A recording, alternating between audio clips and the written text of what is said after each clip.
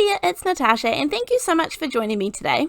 Today I kind of wanted to show you that pretty much any background is rescuable. I have done quite a few videos now on backgrounds and ways that you can use them, and I was having a play around. This is new to me. This is the John Next Door media plate.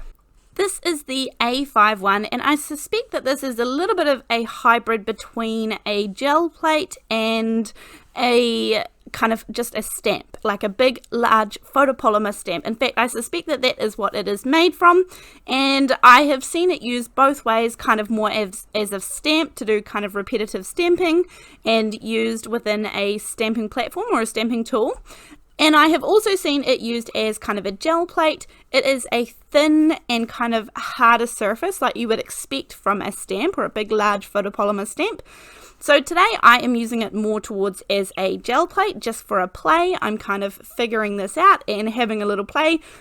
You would have seen at the start that my packaging got soaked by a little bit of liquid, so that obviously doesn't come like that.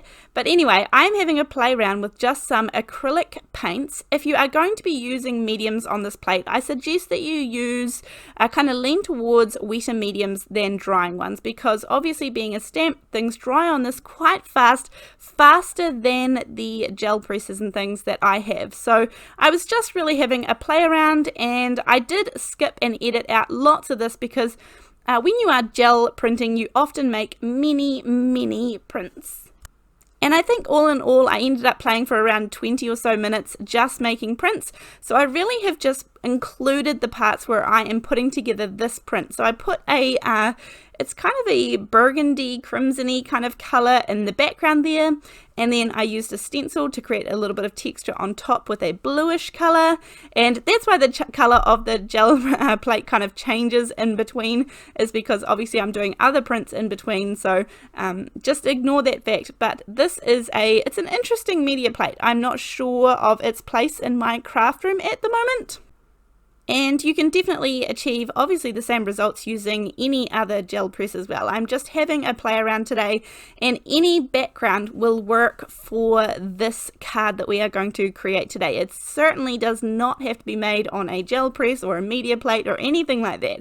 It could just be picking up spare watercolor or inks or whatever you have. This is another great way to use up those backgrounds, which are pretty bold and quite intense. So I am just adding layers after layer here, and you kind of turn it over and see what you get. And this is where you can see that the paint dries pretty fast on the surface and you aren't quite able to pick up a lot of it. Whereas I think that is slightly different when it comes to using an actual gel press. And as I said, this is kind of leans more towards being used as a stamp, to kind of repeat stamp. So this is maybe not exactly what it's meant to be used for, but I saw lots of other people using it for this, so that's what I decided to give a go. Now here is my last little bit. I am putting green of all colors on top of this. I did want to create on purpose a background that was kind of a little bit bold and using pinks and greens, which is usually not two colors that you would pop together. I mean, just lots of different things, and you'll see that this background it looks a bit interesting. And this is the one that I'm going to use to create today's card.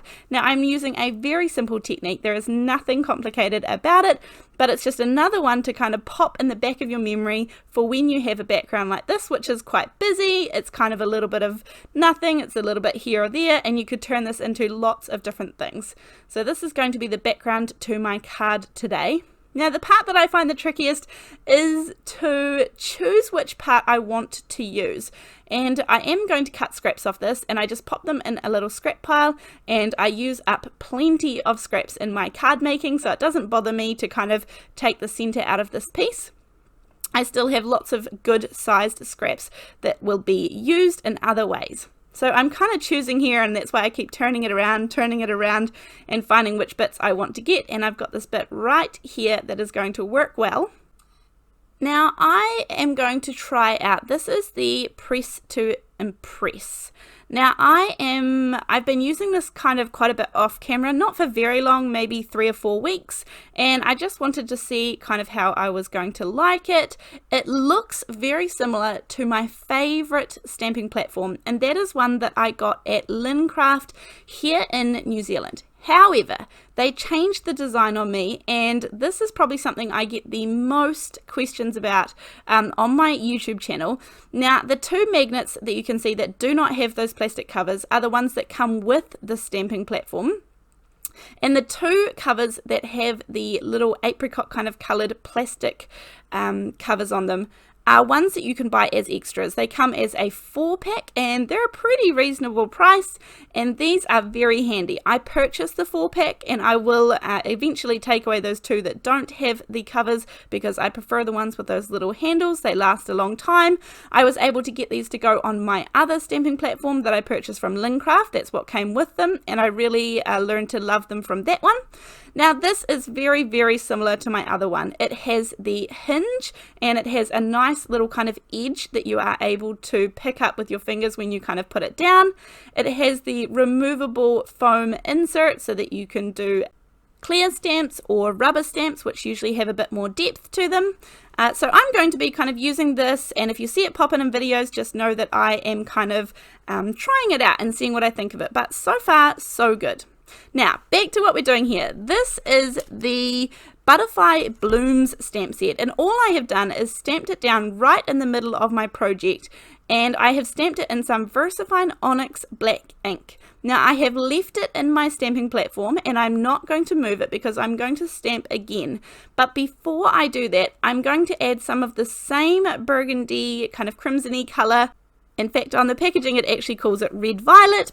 But I have popped some of that same colour down on an acrylic block, and I've also added a tiny little bit of water to it to make it a little less opaque. And then I am just painting this in carefully on those 3 kind of largest flowers there.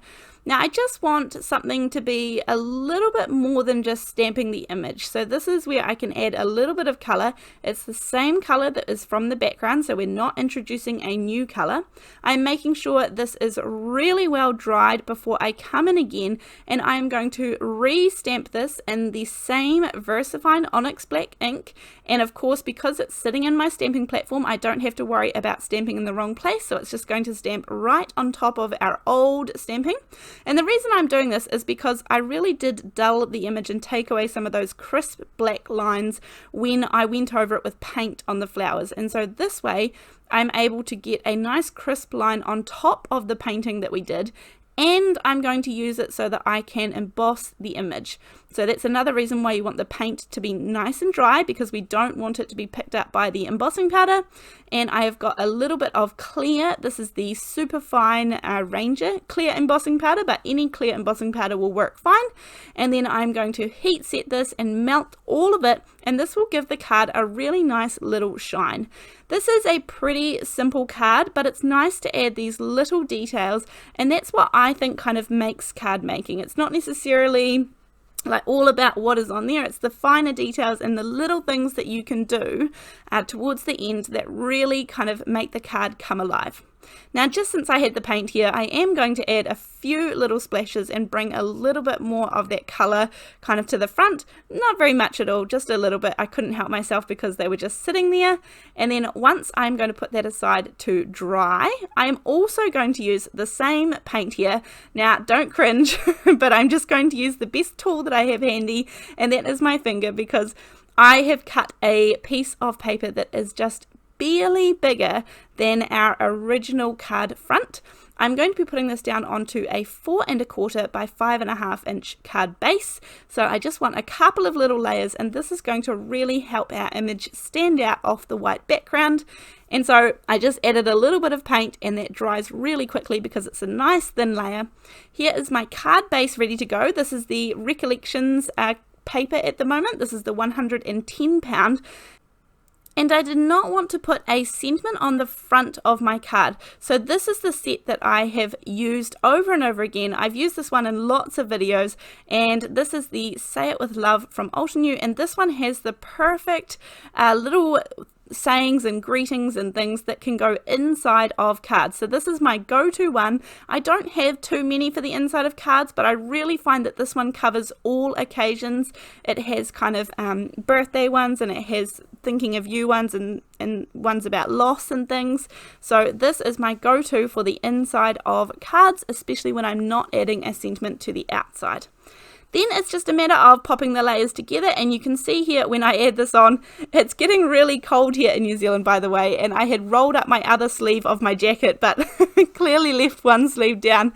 It is autumn here in New Zealand, and we are heading into winter. It is feeling cold in the mornings, and it's definitely getting down to zeros and a couple of minuses in the morning, so hence why I have my jacket on. But anyway, I'm doing my little trick that I'm going to pull out all 4 of those little sides and make sure that it is nicely laid up, and you can see that that little pink border, burgundy border, really pulls out the colour from the card. And then as a very finishing touch, I'm just going to add a couple of, now these dots are so tiny of the white Nuvo drops. I'm not doing really big dots. These ones here on the side are much bigger, so the little ones in the center of the flowers are very tiny, and I'm doing this to draw in a little bit of white that is included around the borders. Anyway, that is my card for today. Thank you so much for joining me.